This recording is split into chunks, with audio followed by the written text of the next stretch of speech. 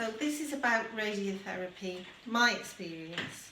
Please can I reiterate that I'm not medically trained and your experience might be quite different. I'm just sharing my experience on what helped me and hopefully a bit of information which will make you a little bit more relaxed about what you're going to go through and have a bit more understanding. Radiotherapy for me came about a month after my surgery. So enough time for your incisions to have healed enough to cope with radiotherapy. I think it could be 6 weeks. It's dependent on your scarring and how you're recovering and how well you feel. But they like to get on with it. I remember asking the oncologist, why do I need this? If the whole tumour is removed, I've had chemotherapy, why do I need that as well? And she said, we call it belt and braces.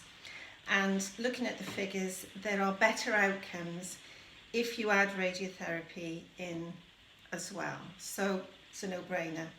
Yes, please.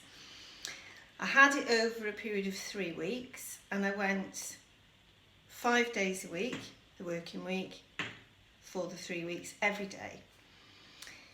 They were really helpful about what time I could have the appointment so that I could go down first thing and then go into work, or go into work and then go down later on. For me, mainly, I just avoided the rush hour because of travelling from Newport to Cardiff can be quite precarious. First thing they did was put tattoos on me, which I was a bit put out about because I said I would never have a tattoo and I hadn't up to that point, so this is going, no, I'm joking. So they tattoo a dot in the middle and one either side, and it's so that they can line up the equipment exactly each time you go, and I think it just speeds things up and makes it completely accurate. And they treat an area, not round, but like a box shape, like this. So they did that tattooing and I had the first one. It only lasted about 10 minutes, really quick, in and out, get dressed and go. Waiting in the waiting room, while I remember this, was another lady, and you get chatting because you're so keen to talk to anyone who's experiencing something similar and just a bit of fellow feeling, a bit of understanding. And I'd noticed by then that my nails were sort of coming away from the nail bed, and I mentioned it to the lady. I wasn't wearing any nail varnish and I cut them quite short, and she said, "Oh yes, I've lost 2 nails actually myself," which nobody told me about that. But I was fortunate that I didn't actually lose them on my fingers, but I did lose the 2 little nails on each little toe on my feet. But just that contact, just that quick chat with someone who was going through it at the same time as me, gave me quite a boost, quite a lift. So don't be shy of talking to others, albeit you might be at distance in the waiting room. But I felt that that was good for me and probably good for her as well. So what the side effects were. So I would say, first of all, it's a lot easier than chemotherapy. I felt a lot more like myself, just with a rash. And it built up very gradually over the 3 weeks. So it was sort of hot and then a bit itchy and eventually a bit sore. I suppose like some sort of itchy rash you might get with an allergy, something like that.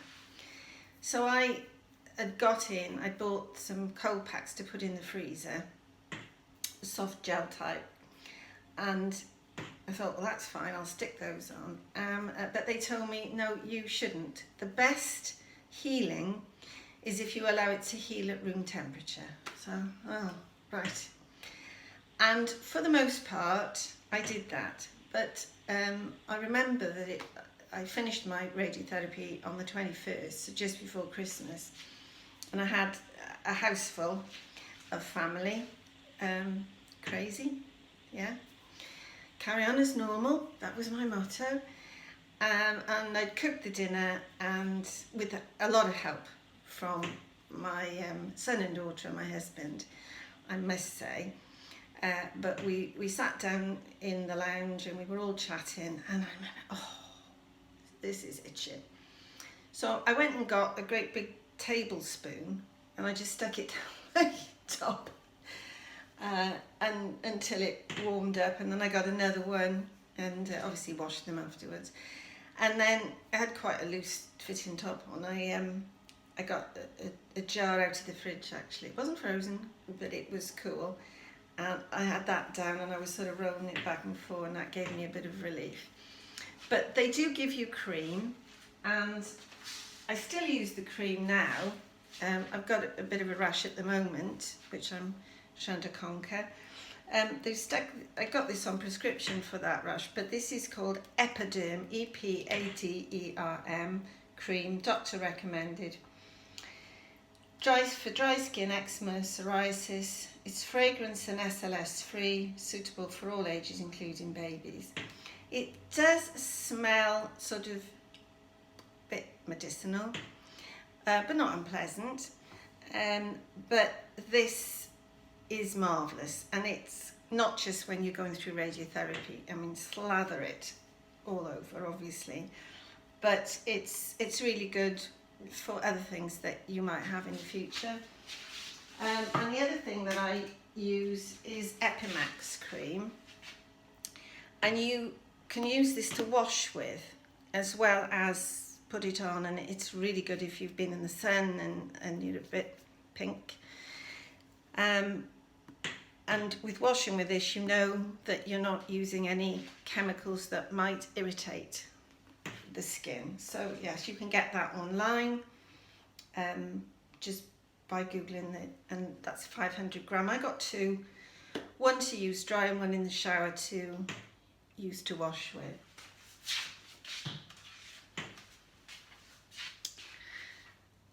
So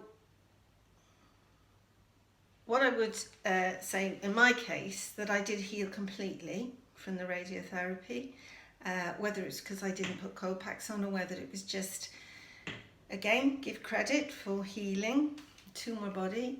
And a few years later now I sunbathe carefully, you know, factor 30 here or more if you want, but this décolletage area does go brown if I sunbathe carefully. And so really grateful for the scars healing, grateful for the radiotherapy treatment not having left me with any residual burning or skin lesions, and just amazingly grateful to have my life back.